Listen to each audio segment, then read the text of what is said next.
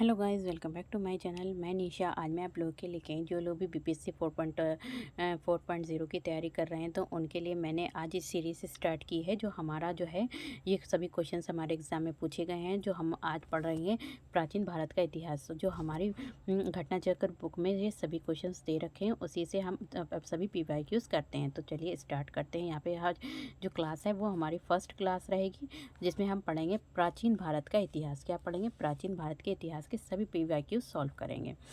तो देखिए यहाँ पे हमारा क्वेश्चन दे रखा है कि भारत में पशुपालन एवं कृषि के प्राचीनतम साक्ष्य प्राप्त हुए हैं। तो ये जो प्राप्त हुए हैं वो कहाँ से हुए हैं? हमारे मेहरगढ़ से प्राप्त हुए। कहाँ से हुए? मेहरगढ़ से प्राप्त हुए हैं। तो देखिए अगर इसकी डिटेल देखें तो भारतीय उपमहाद्वीप में पशुपालन कृषि के प्रारंभिक स्थल मेहरगढ़ को माना जाता है, जो 7000 से 5500 ईसा वर्ष पूर्व के मध्य मानव बसा क्षेत्र था।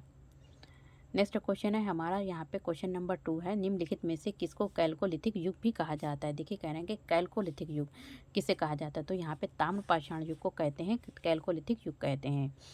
देखिए ताम्रपाषाण युग को कैल्कोलिथिक युग भी कहा जाता है, जिन संस्कृतियों में तांबे के औजार के साथ साथ, देखिए जहाँ पे तांबे के औजार भी मिले थे और पत्थर के बने औजार के उपकरण प्राप्त हुए हैं, प्रचलन था, तो उस काल को हम बोलते हैं ताम्रपाषाण युग बोलते हैं, यानी कि तांबा और पत्थर के युग कहते हैं। हड़प्पा में मिट्टी के बर्तनों पर सामान्यतः किस रंग का उपयोग हुआ? तो हड़प्पा में मिट्टी के जो बर्तन थे उन पर किस रंग का सामान्यतः जो उपयोग हुआ था? तो किसका हुआ था? यहाँ पे कह रहे हैं कि लाल रंग का हुआ था उपयोग।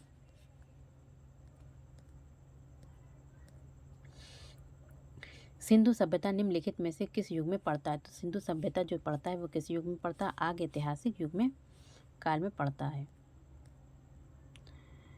सिंधु घाटी, नेक्स्ट क्वेश्चन है आपका, सिंधु घाटी सभ्यता की सबसे महत्वपूर्ण विशेषता क्या है? तो सिंधु घाटी सभ्यता की जो सबसे महत्वपूर्ण जो विशेषता थी, वहाँ पर क्या थे? जो मकान बने थे वो पकी ईंट से बनी इमारत थी। देखिए आप लोगों की हमने एनसीईआरटी भी स्टार्ट की है, वो सीटेट के लिए भी है और आप लोगों के लिए बीपीएससी 4.0 के लिए, क्योंकि आप लोगों का एससीईआरटी भी पूछते हैं, एनसीईआरटी भी पूछते हैं।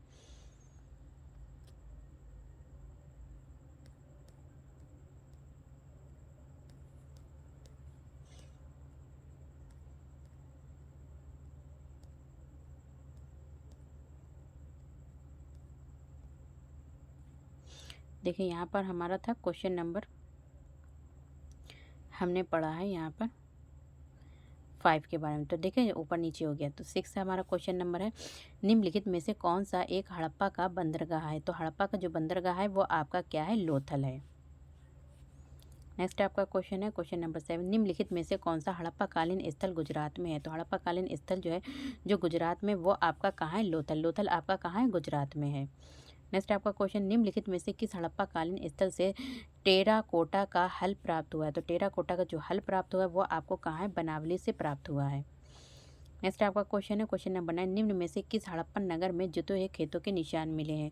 तो कहाँ से मिले थे? तो ये हमें मिले थे कालीबंगा से। कालीबंगा से क्या मिले थे? जुते हुए खेतों के निशान मिले हैं। नेक्स्ट आपका क्वेश्चन है क्वेश्चन नंबर है 10, निम्नलिखित में से कौन हड़प्पा और मोहनजोदड़ो के उत्खनन से संबंधित नहीं थे? तो कौन जो थे वो हड़प्पा और मोहनजोदड़ो के उत्खनन से संबंधित नहीं थे? तो कौन नहीं थे संबंधित? यहाँ पे हम देखते हैं तो हड़प्पा और मोहनजोदड़ो के उत्खनन से जो संबंधित नहीं थे वो आपके कौन थे? तो वी.ए. स्मिथ। तो वी.ए. स्मिथ जो थे हड़प्पा और मोहनजोदड़ो के उत्खनन से संबंधित नहीं थे। नेक्स्ट आपका क्वेश्चन है क्वेश्चन नंबर 11 है, बोगस का महत्व इसलिए है कि वहाँ जो अभिलेख प्राप्त हुए हैं वे उनके वैदिक देवी एवं देवताओं का वर्णन मिलता है उनसे। फिर क्वेश्चन नंबर 12 है, यहाँ पे प्रसिद्ध 10 राजाओं का युद्ध किस नदी के तट पर हुआ है? यहाँ पे कह रहे हैं कि प्रसिद्ध जो थे मशहूर राजा थे उनका जो युद्ध हुआ था किस नदी के तट पर हुआ था 10 राजाओं का? तो ये जो युद्ध हुआ था वो आपका हुआ था कहाँ? होता परुषणी में हुआ था युद्ध। ऋग्वेद का कौन सा मंडल पूर्णतः सोम को समर्पित करता है? कह रहे हैं कि ऋग्वेद के जो मंडल हैं वो जिसमें से पूर्णतः क्या करता है? सोम को समर्पित करता है। तो कौन सा नवा मंडल क्या किसे समर्पित करता है? पूर्णतः सोम को समर्पित करता है। फिर क्वेश्चन नंबर 14 है आपका, कह रहे हैं कि ऋग्वेद संहिता का नवा मंडल पूर्णतः किसको समर्पित करता है? तो किसे करता है? तो ये करता है सोम और इस पे का नामकृत देवता को। नेक्स्ट क्वेश्चन है आपका 15, गायत्री मंत्र किस पुस्तक में मिलता है? तो गायत्री मंत्र जो है हमें ऋग्वेद में मिलता है। कहाँ से मिलता है? देखिए गायत्री मंत्र ऋग्वेद में उल्लेखित है, इसके रचनाकार विश्वामित्र हैं। ये मंत्र ऋग्वेद के तृतीय मंडल में वर्णित है। नेक्स्ट आपका क्वेश्चन है, यहाँ पे कह रहे हैं कि निम्नलिखित में से किस भारतीय दर्शन ने परमाणु सिद्धांत का प्रतिपादन किया था। तो परमाणु सिद्धांत का जो प्रतिपादन किया था वो किसने किया था, वैश्विक ने किया था। महावीर स्वामी का जन्म जो हुआ था वो कहाँ हुआ था, कुंडग्राम में हुआ था। महावीर स्वामी का जो जन्म हुआ था वो कहाँ हुआ था, कुंडग्राम में हुआ था। देखिए ये इंपॉर्टेंट क्वेश्चन है और कई बार पूछा गया है। नेक्स्ट आपका क्वेश्चन है, महावीर जैन की मृत्यु निम्नलिखित में से किस नगर में हुई थी। तो इनकी नगर की मृत्यु हुई थी महावीर जैन की जो मृत्यु हुई थी वो पावापुरी में हुई थी। नेक्स्ट आपका क्वेश्चन है, यहाँ पे क्वेश्चन नंबर है, भगवान महावीर का प्रथम शिष्य कौन था। तो भगवान महावीर का प्रथम यानी कि पहला जो शिष्य था यानी कि स्टूडेंट था वो कौन थे, तो ये थे जमाली।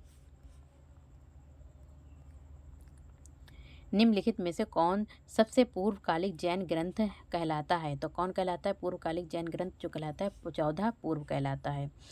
नेक्स्ट आपका क्वेश्चन है, महात्मा बुद्ध ने अपना पहला धर्म चक्र प्रवर्तन किस स्थान पर दिया था। तो इन्होंने जो धर्म चक्र प्रवर्तन दिया था वो कहाँ दिया था, ये दिया था आपने इन्होंने सारनाथ पे।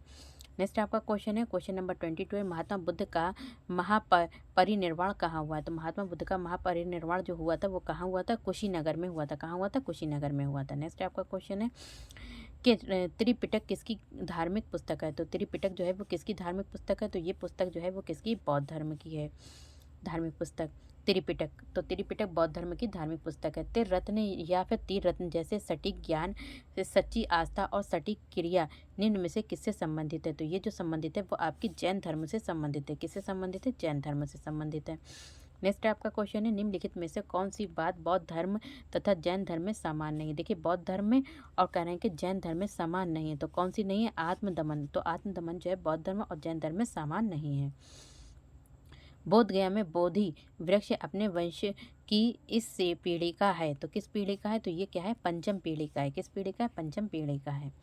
नेक्स्ट आपका क्वेश्चन है, क्वेश्चन नंबर है यहाँ पे, बाबर की गुफाओं का उपयोग किसके आश्रय गृह में के रूप में किया गया था। तो किसके आश्रय गृह के रूप में किया गया था, किसमें किया गया था, तो ये किया गया था आजीविकों ने। नेक्स्ट आपका क्वेश्चन है, क्वेश्चन नंबर है 128, आजीवक संप्रदाय के संस्थापक थे। तो आजीवक संप्रदाय के संस्थापक कौन थे, तो ये थे मखली गोसाल थे। नेक्स्ट आपका क्वेश्चन है, क्वेश्चन नंबर 29 है, पाटलिपुत्र के संस्थापक थे। तो पाटलिपुत्र के जो संस्थापक थे वो कौन थे, उदयन थे। और लास्ट हमारे यहाँ पे 30 क्वेश्चन को देखेंगे। नेक्स्ट वीडियो में मैं बाकी के क्वेश्चंस कराऊंगी। किस शासक द्वारा सर्वप्रथम पाटलिपुत्र का राजधानी के रूप में चयन किया गया था। तो किसका किया गया था, ये किया गया था उदयनिंद द्वारा। किसके द्वारा किया गया था, उदयनिंद के द्वारा किया गया था। तो वीडियो पसंद आए तो like share subscribe my channel. Thank you, have a nice day. मिलते हैं नेक्स्ट वीडियो में।